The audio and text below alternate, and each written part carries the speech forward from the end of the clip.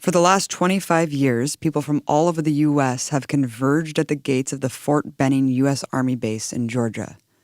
They come with thousands of crosses, inscribed with different names, many of them children and elderly, each memorializing a death at the hands of right-wing governments in Latin America in the second half of the 20th century.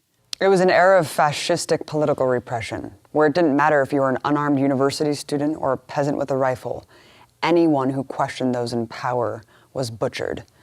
Largely hidden from the American public, several high-profile incidents in El Salvador in 1980 turned a spotlight on unparalleled political violence. Oscar Romero, the beloved Archbishop of San Salvador, a city of almost 2 million Catholics, was deemed a subversive by El Salvador's military dictatorship. On March 24, 1980, while still at the church pulpit just after delivering Mass, Archbishop Romero was murdered in front of hundreds by a government sniper. 250,000 people attended his funeral. There, more snipers from the National Army began firing on the peaceful crowd and detonated bombs. Upwards of 50 civilians were killed. It showed how brazenly the right wing would act, how serious the price for simply saying the wrong words. That same year, another horror made headlines.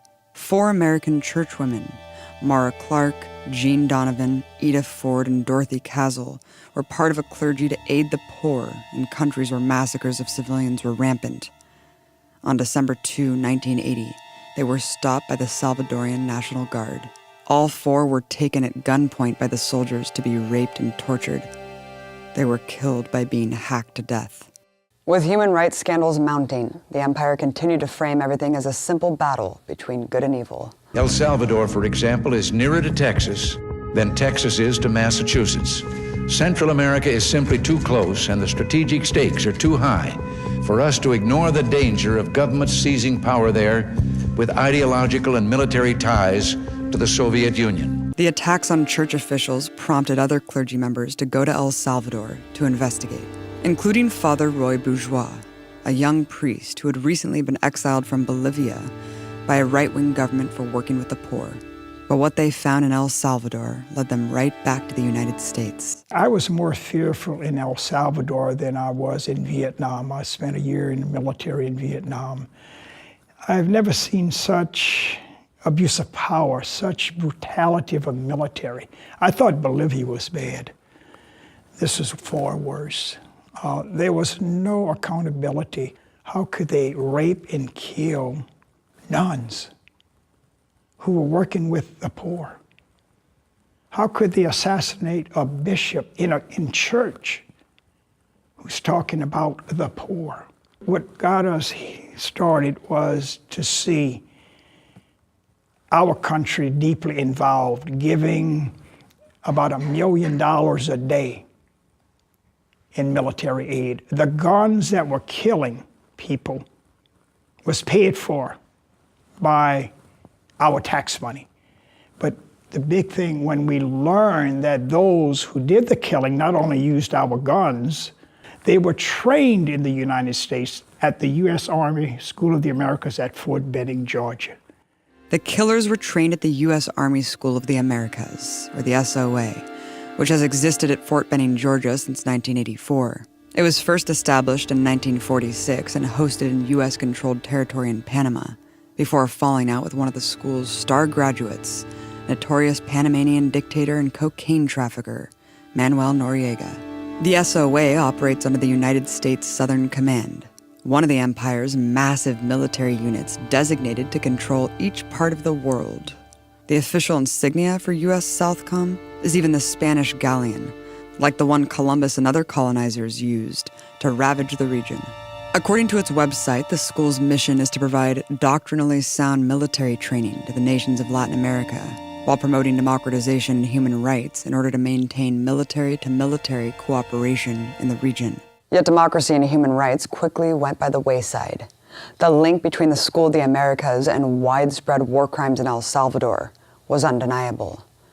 The 1992 United Nations Commission on the Truth for El Salvador found SOA graduates prominent among both the rank and file and leaders of all the most high-profile assassinations and massacres.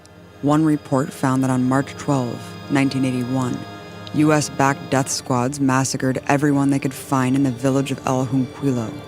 Over 70 civilians were murdered, 40 of them children. All of the women in the village were raped before being executed, including girls under the age of 12. Of the 3 officers cited by the UN, 2 were SOA graduates. Somehow, the Salvadorian military topped this horrific massacre tenfold. On December 11, 1981, they surrounded the village of El Mozote and held every person inside at gunpoint. Men and young boys were separated and brought into rooms to be brutally tortured. Women and girls as young as 10 were brought into other rooms to be raped. In the end, every single person was executed, an estimated 800 civilians. Even the children as young as 2 years old were hung from trees with their throats slit. 12 officers were cited by the UN. 10 were SOA graduates. Nobody was safe. In 1989, soldiers raided a priest's residence at a university in San Salvador. 6 Jesuit priests, who were scholars at the university, were the target. Lieutenant Espinoza Guerra, graduate of the officers' cadet course at the SOA, ordered all of them executed. 27 officers in total are cited for their role in the massacre. 19 are SOA graduates. These acts of extreme terror on civilians, what we could compare to today's ISIS massacres, were not simply carried out by lower-ranking foot soldiers, but rather the school's star pupils were the ones giving the orders. Jorge Videla, military dictator of Argentina from 1976 to 1981, and graduate of the SOA, ordered wanton torture, at least 9,000 deaths, and the disappearances of an estimated 30,000 people. His regime also kidnapped at least 500 babies from political opponents. Army Major Roberto Arrieta is another notorious SOA grad thug who ruled over El Salvador from 1980 to 1985. All in the name of fighting communism, Arrieta's death squads massacred an estimated 30,000 civilians during the country's civil war. Also known as Blowtorch Bob, Arrieta had a preference for using a blue-hot blowtorch on his victims' limbs and genitalia during interrogations. He was also the principal mastermind behind the assassination of Archbishop Oscar Romero. In Chile, Augusto Pinochet's notorious U.S.-backed reign of death featured many SOA graduates. But let's just focus on Miguel Krasnov, leader of Pinochet's secret police. All-star grad Krasnov led a group called DINA that was charged with kidnapping, torturing, and assassinating left-wing activists who were organizing against the horrendous Pinochet regime, which rounded up and tortured over 40,000 people. 1965 cadet SOA grad and CIA agent Vladimiro Montesinos became Peru's counterintelligence head, intensifying Peru's prosecution of anyone that could possibly be perceived as a threat. Montesino directed an anti-communist death squad called the Colina Group in the 90s that committed several grotesque massacres of peasant farmers, trade unionists, and alleged leftists. School of the Americas Hall of Famer, General Hugo Banzer Suarez, was trained at the SOA when it was based in Panama. After masterminding a violent uprising against leftist leader Juan Torres, with the financial backing, of course, of President Nixon, Suarez ruled Bolivia with an iron fist from 1971 to 1978. The Banzerato terror regime closed universities, banned all political activity, and targeted the poor, including the execution of at least 80 peasants protesting price hikes in 1974. Its henchmen arrested 3,000 dissidents, killed 200, caused over 100 disappearances, and tortured at least 2,000 others in literal horror chambers that existed in the bowels of the Ministry of the Interior. 1950 SOA graduate Efrain Rios Montt, former military dictator of Guatemala, ran a barbaric reign of terror from 1982 to 1983. Backed militarily by the U.S. and personally endorsed by President Reagan as a great man who wants to improve the quality of life for all Guatemalans, Montt became the first Latin American leader to be convicted of genocide in 2013 for his role in the systematic execution of over 1,700 indigenous Guatemalans. Montt's Scorched Earth campaign wiped out up to 90% of communities and oversaw the rape and torture of countless other victims throughout a string of military massacres. Maria Luisa, daughter of a victim of Montt's genocidal rule, tells her story. So my father, Jorge Alberto Rosal Paz y Paz, was disappeared on August 12, 1983. In 1985, 2 years after his disappearance, after an unrelenting search for my father, my mom too became a target for the military, and she made the difficult decision to leave the country. It was a moment when Guatemala was experiencing military rule, and the 1999 UN Truth Commission report, Guatemala Memory of Silence, that was presented in 1999, actually cites that the School of the Americas was a key institution for the training of the soldiers that were committing many of the human rights violations that included not just murders and kidnappings and tortures, but disappearances, which are crimes against humanity, and the Scorched Earth campaigns, which resulted in the massacres of hundreds of villages. You mentioned earlier how your story is sadly not unique, 45,000 disappearances in Guatemala alone during that time. Why do you think your family was targeted, first your father and then your mother? The counterinsurgency tactics that were used in Guatemala to silence the population really targeted anybody who opposed the government in any way, shape, or form. This means labor organizers who are trying to organize, educators who are, denouncing the educational system, or doctors who are accusing the government of being responsible for the high levels of malnutrition in the country, etc. So it was very easy to become a target. Anybody that opposed the government in any way could be targeted. Clearly this had devastating impacts on your family. You said that your mother was then targeted. You were forced to flee the country. Talk briefly about the impacts on your personal family and then just Guatemala as a whole from this reign of terror that took place. Our family was essentially ripped apart because many of us had to flee to different places. In our case, we never returned to Guatemala. We now return to visit after the peace accords were signed.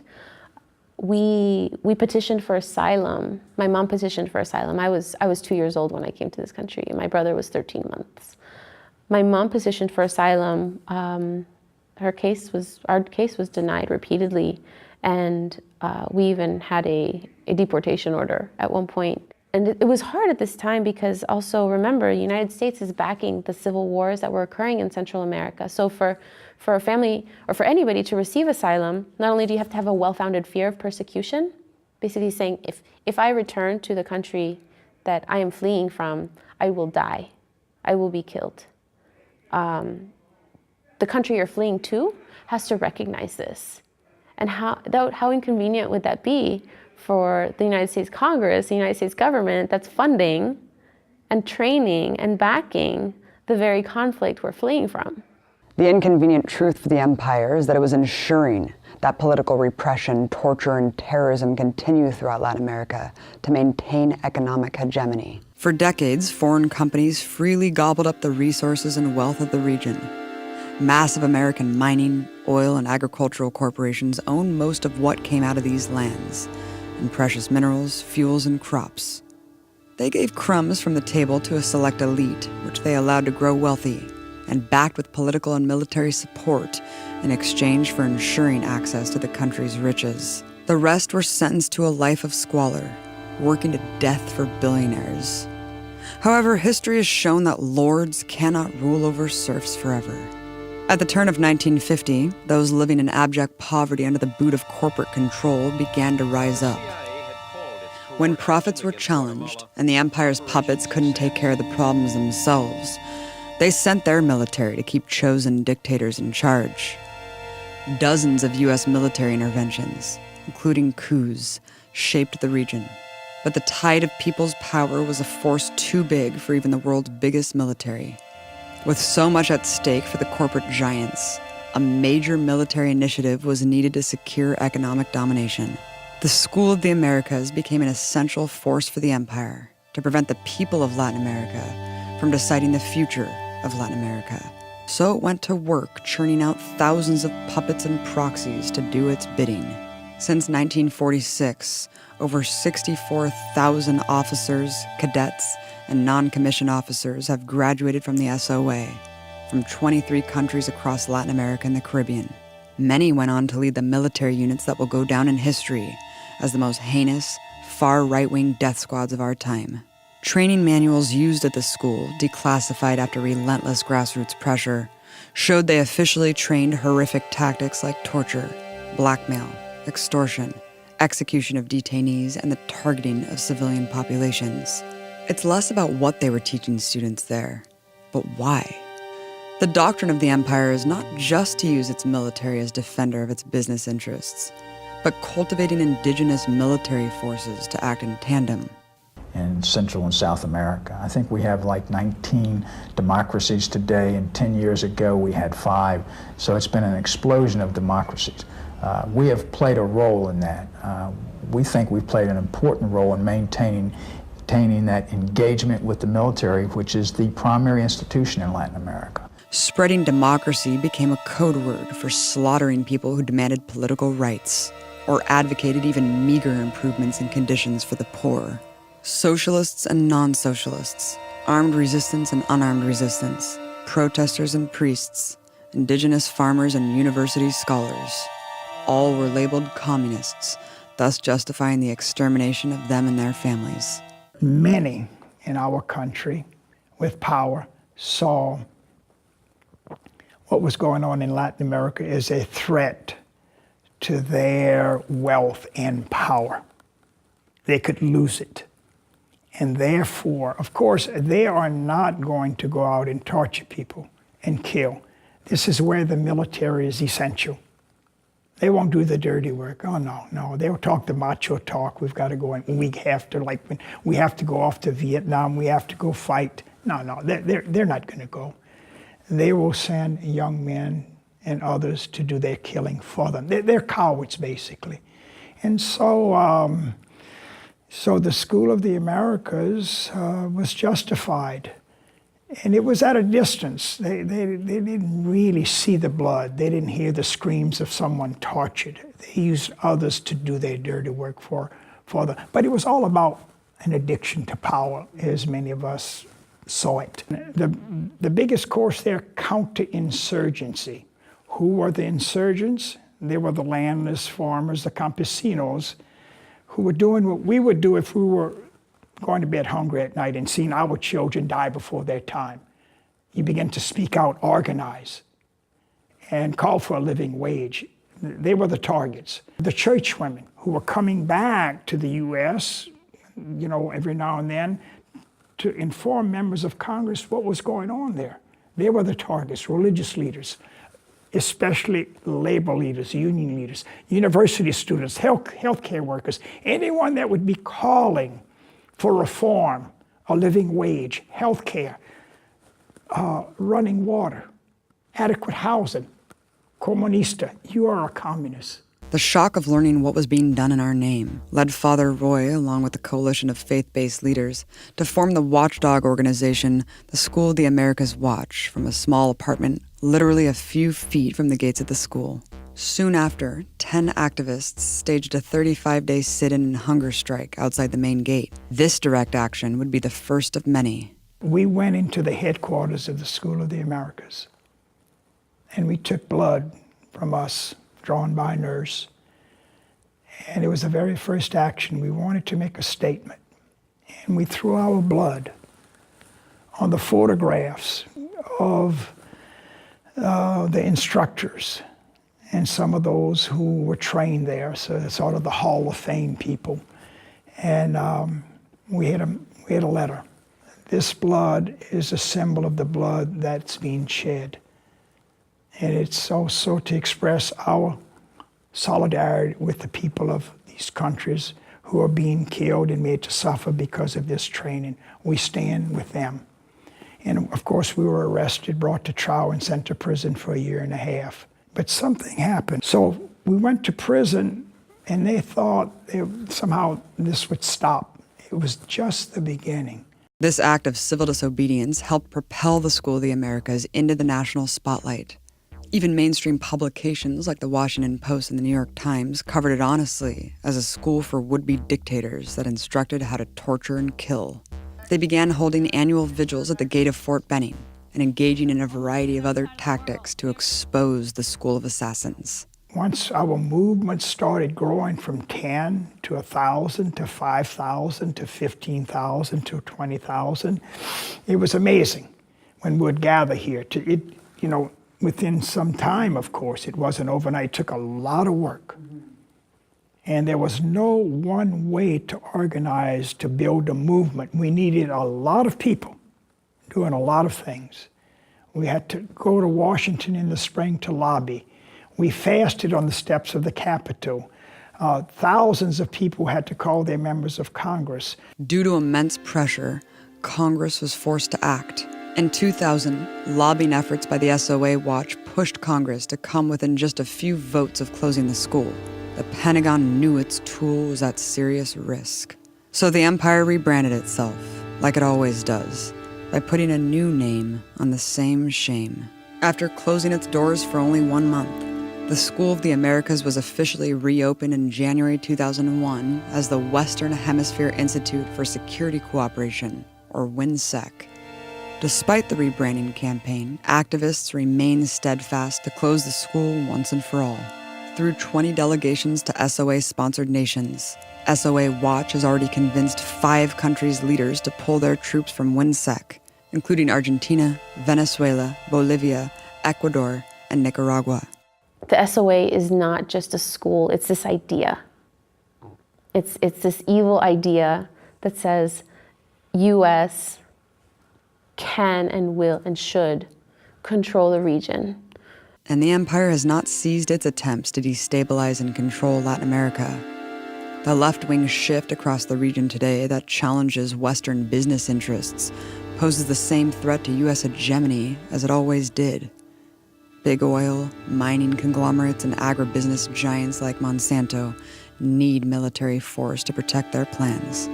Under WINSEC, the schools continued its subversion of democracy unabated, and the slew of SOA graduates churned out annually still engage in the same types of covert warfare.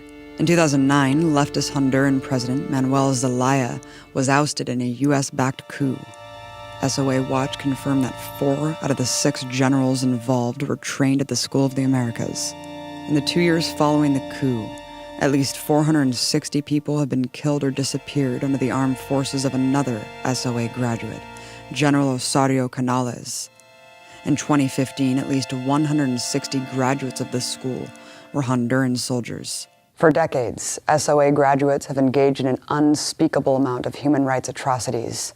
And the offenders who committed the atrocities are protected by a blanket of impunity, both by the U.S. and from their own governments. Instead, the surveillance state is much more concerned with the people who want to close the SOA.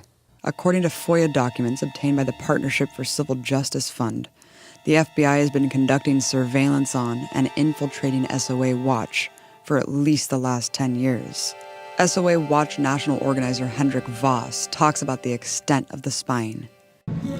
Earlier this year, SOA Watch received 429 pages of documents from the Federal Bureau of Investigation from the Atlanta field office that showed that the FBI has observed this movement, monitored this movement for at least 10 years, from 2000 to 2010. It uncovered that we had undercover officers who infiltrated the movement, who came to the protest, pretended to be SOA Watch activists, made relationships with people who also were here to protest the School of the Americas, and reported back to the FBI.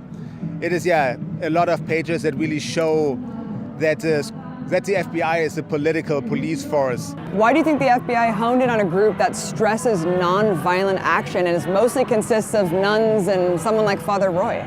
All the files that the FBI, that we have from the FBI show that they over and over state also that what they found was that it's a peaceful, nonviolent movement. But still, they came back year after year to observe us. And the excuse that they were using was that maybe there might be some militant group that is infiltrating the protest. But with that kind of argumentation, you could infiltrate everything and strip everybody's civil liberties by saying, oh, maybe something might happen at some point. What do you think the School of Americas symbolizes for the U.S. empire? It's a Pentagon's tool to control the people and the resources of the Americas. And the only way they can do that is through military repression.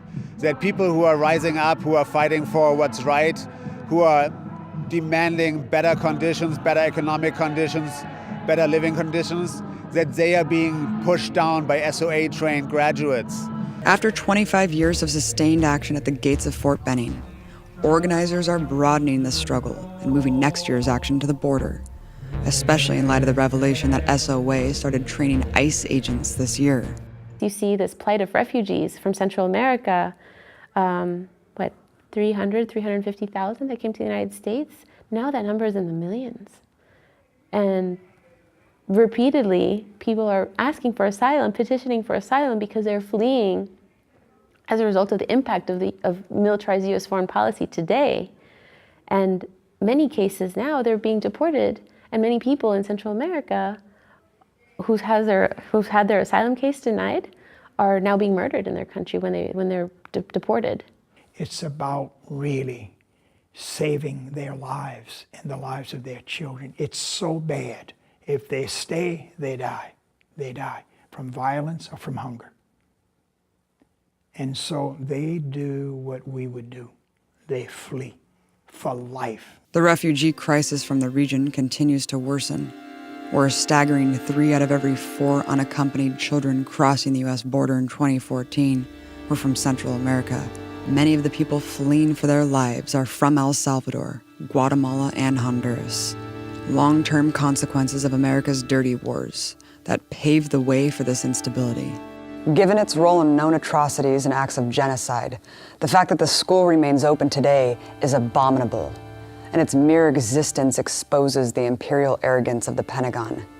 Not only does this school of assassins need to close now, but all victims need to be recognized and compensated for their losses. Closing this school would not only mean closing a dark chapter for so many millions of victims, but part of a larger fight to stop the U.S. from using its military to control the destiny of the world.